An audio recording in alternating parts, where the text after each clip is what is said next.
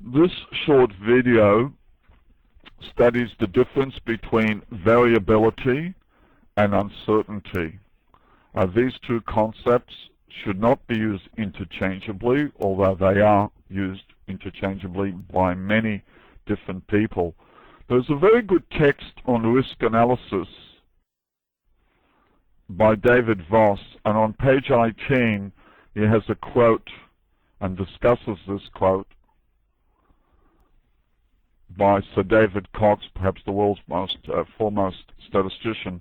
Variability is a phenomena in the physical world to be measured, analyzed, and where appropriate, explained. By contrast, the emphasis is on by contrast, uncertainty is an aspect of knowledge.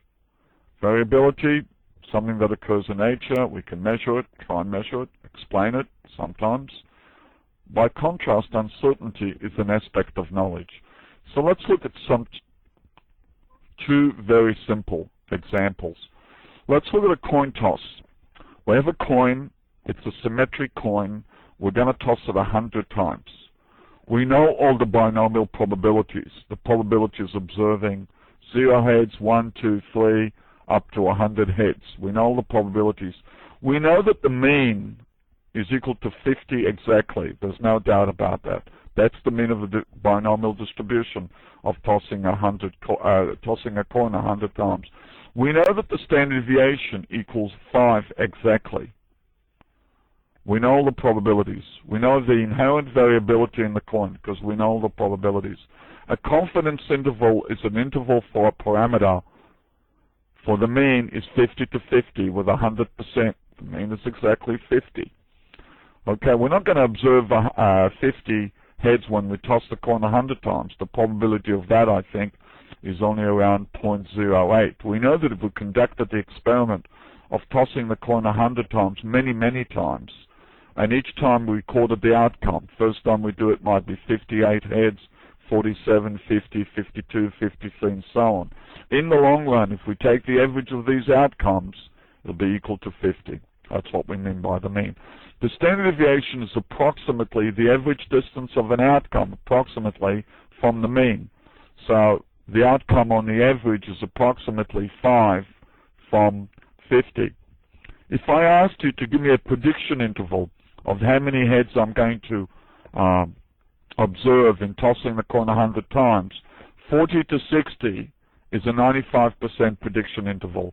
In other words, 95% of the time, the outcome of tossing the coin 100 times will be between 40 and 60. Can I make 40 to 60 shorter? Well, I can't if I want to maintain it to be 95%. If I make the interval shorter, it will no longer be 95%. So the interval of length 20 is the shortest interval. That's due to the inherent variability in the coin. What is my knowledge about the variability in the coin? It's perfect. I know I know everything there is to know about the coin. So my uncertainty about the variability in the coin is 0. I know. I've got perfect knowledge about the variability in the coin. Remember, uncertainty is an aspect of knowledge. I have no uncertainty in my knowledge about the variability in the coin. Let's select a roulette wheel. We're only going to turn it once, and it's numbered 0 to 100. It's symmetric, and the probability of observing any one particular specific outcome is 1 on 101. What's the mean? It's also 50. But the standard deviation is 29. The roulette wheel is much more volatile, though much higher probabilities of observing extreme outcomes from 50. But the confidence interval for the mean is still 50 to 50. And I have no doubt about that. My uncertainty about the knowledge about my roulette wheel is 0. I don't have any uncertainty in my knowledge about the variability in the roulette wheel. I also know that for the roulette wheel, I need much more risk capital, even though the means are the same. In fact, you don't know whether the mean is the mean of any distribution unless you've got a probability framework that you've tested. You know, when you calculate, say, using link ratios, a reserve, you don't know what it actually stands for. Is it the mean of any distribution? I mean, are you trying to find the mean of any distribution? And if you are, what distribution?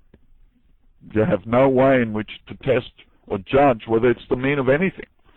Okay, that's very important. I mean, let's suppose you were using a coin model for the roulette wheel. Would you be making any mistakes? You would be, in terms of risk capital. What if the roulette wheel was actually numbered 0 to 200 and you were using the coin probabilities applied to the roulette wheel? Would you be making any mistakes? You would. What if the roulette wheel was only numbered 0 to 50? The mean then would be 25. Would you be making any mistakes in using the coin model for the roulette wheel? Of course you would. Okay? And that's the kind of mistakes you can make when you use link ratios, and you'll see in a lot of subsequent examples. I like how those are the kind of mistakes. What's the prediction interval for the roulette wheel? At 95%. Well, it's got to be very wide. It's, say, 2 to 97 is approximately a 95% prediction interval. It's very wide. That's because of the inherent variability in the roulette wheel. In this particular example, we have no uncertainty about the coin in terms of our knowledge about the variability. Otherwise, we wouldn't walk into a casino. And we have no uncertainty about the roulette wheel. Let's introduce some uncertainty. Suppose now for the coin, it's not a symmetric fair coin. It's actually mutilated.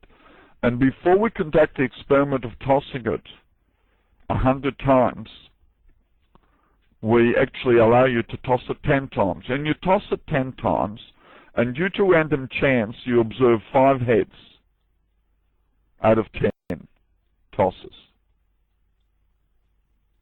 Well, your estimate now of the probability of a head, observing a head, will be 0.5, but it's only an estimate. Okay, it's only an estimate. It's subject to uncertainty. So now the mean of the number of heads will be an estimate. 50 is now an estimate.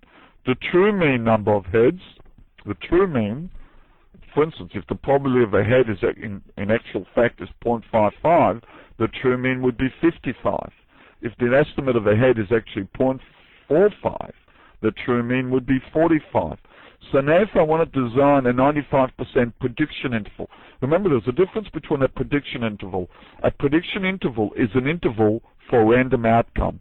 A confidence interval is an interval for a parameter, which is fixed. A prediction interval also includes a process variability. So in the first example where you had full knowledge of the variability in the coin, where the probability of a head is a half, there's still process variability, the variability in the coin. You don't observe 50 heads, and you can't control that process variability. Now, we have uncertainty in the probability of a head. Therefore, we have uncertainty in the mean, we have uncertainty in the standard deviation, we have uncertainty in all these probabilities, and now a 95% prediction interval will be wider than 40 to 60. Why? If the true mean is 55, the interval is further to the right. If the true mean is 45, the 95% of it, prediction interval is sort of to the left. Now parameter uncertainty, which introduces uncertainty in the knowledge of your volatility or variability, increases the width of the prediction interval. And that's the same thing that happens in loss reserving. Actually, in loss reserving it becomes worse. It also increases the mean. Parameter uncertainty also increases the mean, which is one of the law of payments, because you're going from a log scale to a dollar scale. The more uncertainty, the mean being the same in parameters, risk parameters that you have on the log scale, the larger the mean will be on the dollar scale. So now we've introduced some uncertainty in our knowledge in the variability. But remember, even if you know the true parameters driving your data, you still have what we call process variability that you can't control for, but you measure it, okay? If you know everything that's driving your data, you know the distributions, you still have the process variability because you're trying to forecast the outcome of a random number, of a random variable. Okay, I think this is it for this particular video. Yes, it is.